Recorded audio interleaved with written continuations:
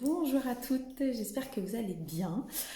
Alors, petit sujet du jour, bonjour. Je voulais échanger avec vous sur un sujet assez important qui nous concerne toutes au quotidien et tous, et j'ai envie de dire, c'est la relation aux autres.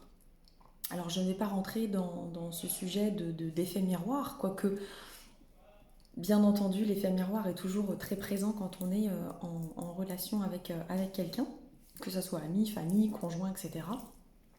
L'autre représente toujours ce que nous sommes à l'intérieur de nous. C'est pour ça que la personne que l'on a en face de nous représente soit des facettes que l'on aime, soit des facettes que l'on n'aime pas. Et c'est souvent des facettes que l'on a en nous ou que l'on déteste à l'intérieur de nous ou que l'on ne voudrait surtout pas avoir en nous. Donc les réactions qu'on a, c'est toujours de toute façon en lien, en effet miroir, avec la personne que vous avez en face de vous. Ça, c'est très important. Là où je veux en venir dans ma vidéo, dans le sujet, c'est parce que j'entends trop souvent, et c'est très souffrant, et j'ai aussi été dans cette démarche-là pendant très très longtemps, trop souvent dans l'attente de ce que les autres pourraient m'apporter, dans l'attente de tiens, j'ai toujours pas de nouvelles, tiens, j'ai pas de message, tiens, je suis pas sollicitée, tiens, on pense pas à moi. Et on se sent du coup vraiment en rejet, abandonné, pourquoi pas humilié, pourquoi pas aussi un sentiment d'injustice parfois, de se dire mais attends, c'est pas normal, je suis pas invitée, on m'oublie, etc., etc. Et puis on vient en fait à se poser 15 milliards de questions, de se dire ok, donc en fait je compte pas dans la vie de la personne, quoi. Si j'ai bien compris, il a sa life, j'ai la mienne, et après on se dit amis. Je comprends pas. Je parle d'amis, mais ça peut être la famille, ça peut être plein d'autres exemples. En fait, ce qui se passe vraiment, c'est que il y a deux choses pour moi. La première, c'est que vous êtes dans une complainte d'attente, donc vous vous positionnez un petit peu en victime, n'est-ce pas?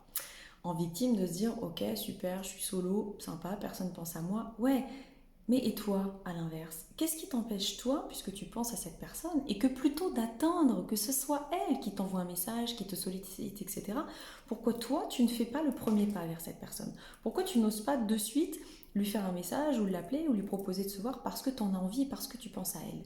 Est-ce que là, ça ne serait pas une affaire d'ego, de fierté? Ou est-ce que ça ne serait pas aussi la blessure tellement présente, qui rejoindrait l'ego d'une certaine façon, qui fait que tu préfères rester tapis dans l'ombre à te dire eh ben non, je resterai dans mon coin, je vais attendre. Alors qu'au final, il ne se passera rien. Et qu'est-ce qui te dit que la personne en face de toi ne pense pas la même chose de toi? Qu'est-ce qui te dit que la personne à laquelle tu penses ne se dit pas la même chose de toi? Bah tiens, qu'est-ce qu'elle attend? J'ai pas de nouvelles, etc., etc. Donc, plutôt que d'être dans cette complainte et dans cette attente, essaye-toi de faire un premier pas vers cette personne. Et tu verras qu'en face, tu auras franchement la plupart du temps une réponse très positive, un accueil chaleureux, un sentiment d'amour, de relation, quelque chose vraiment de concret qui concrétisera et matérialisera d'une certaine façon cette espèce d'amour que tu attends de la relation. Plutôt que d'être dans l'attente, tu auras fait un pas. Et je dis toujours que l'action, le premier pas, le fait de passer à l'action, c'est ce qui engendre le reste. Et plus tu passes à l'action, plus en fait tu engendres le reste et plus tu fais taire ton mental, tu rabaisses un petit peu le caquet de ton ego et ça te permet d'être dans une relation profonde, donc dans une relation de cœur à cœur ouvert. Donc ça, c'est très important.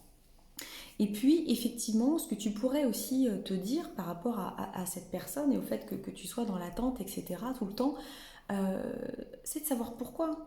Est-ce que ça te le fait avec tout le monde en général ou est-ce que c'est principalement avec cette personne-là? Et ça, c'est important aussi. Quelle est la relation, quel est le lien spécifique avec cette personne qui fait que tu n'arrives pas à prendre du recul et à dédramatiser la situation et que tout de suite tu montes en épingle? Qu'est-ce qui fait écho dans ta vie pour qu'avec cette personne spécifiquement, tu puisses avoir ce ressenti? Ça, c'est une question vraiment très importante. C'est vraiment la relation aux autres. Comment tu te sens, comment tu te vois par rapport à l'autre, comment tu juges ta relation aussi par rapport à l'autre. Est-ce que c'est une relation d'équilibre ou est-ce que c'est une relation où tu sens qu'il y a un dominant, un dominé, où là, c'est pas ok? Et qu'est-ce qui fait que tu serais plutôt dominant ou dominé dans cette relation-là? Qu'est-ce qui fait que tu te sentirais au-dessus ou alors en dessous dans cette relation? Plutôt que d'être à l'équilibre pour que les choses se passent sainement et confortablement pour toi et pour la personne en face de toi. Parce que dis-toi que si toi tu ressens un inconfort de cette façon-là, on va reparler d'effet miroir, mais d'une certaine façon, l'autre doit ressentir aussi quelque chose comme ça. Peut-être différemment, peut-être de la même façon, peut-être pas du tout? Et si c'est pas du tout, qu'est-ce qui fait que toi tu te prends ça en plein boomerang alors que l'autre estime la relation saine? Donc tu vois, pose-toi toujours ces questions-là parce que c'est très important. Et bien entendu, cela va sans dire que tu dois toujours te recentrer dans ta posture, dans la femme que tu es, dans ta puissance, dans ton énergie, dans ton identité vraiment bien ancrée, bien reliée, bien centrée, pour pouvoir être à 100% toi-même, pour pouvoir être sereine dans tes relations et ne plus être en réaction à tes blessures. J'espère t'avoir éclairé un tout petit peu sur ce sujet-là. En tout cas, n'hésite pas à échanger comme d'habitude et si tu veux aller plus loin, il y a le programme Grow Up qui est fait pour toi. Sur ce, je t'embrasse très fort. Belle journée. Ciao.